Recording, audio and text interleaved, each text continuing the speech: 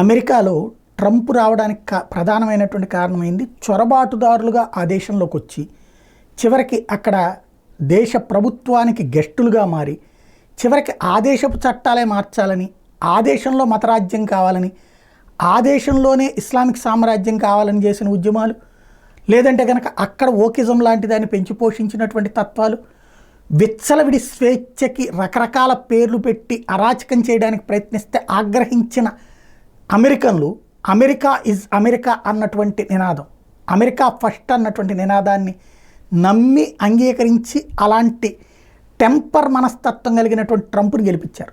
అట్లాగే ఇవాళ ఫ్రాన్స్లో ప్రభుత్వం మారుతుందా, అలాగే బ్రిటన్లో ప్రభుత్వం మారుతుందా డౌటే. ప్రస్తుతానికైతే టైం చాలా ఉంది, కానీ అక్కడ ప్రస్తుతం జరుగుతున్నది అదే. స్థానిక ప్రజలు తమ స్వేచ్ఛ కోసం, అంటే బ్రిటన్ పౌరులు, ఫ్రాన్స్ పౌరులు తమ స్వేచ్ఛ కోసం తాము ఉద్యమాలు చేయాల్సి వస్తుంది, తమకి సంతోషం కోసం తాము ఉద్యమాలు చేయాల్సి వస్తుంది, తమని ఇబ్బంది పెడుతున్న దానికి వ్యతిరేకంగా తాము ఉద్యమాలు చేయాల్సి వస్తుంది.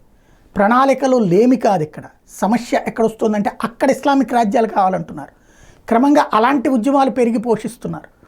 వాటికి చివరికి పోలీసులు ఏమన్నా కొడితే తిప్పి కొట్టమని మా వాళ్ళు చెప్తున్నారని చెప్తున్నారు. క్రమంగా యూరప్ సమాజానికి పట్టి పీడిస్తోంది ఏంటంటే, ఏ దేశాలలో అయితే యూరప్ సమాజాల యొక్క ప్రభావం వలన ప్రభుత్వాలు నాశనమైనాయో అక్కడి నుంచి శరణార్థులకు వచ్చిన వాళ్ళు ఈ దేశ ప్రభుత్వాలని నాశనం చేస్తున్నారు. అది తేడా.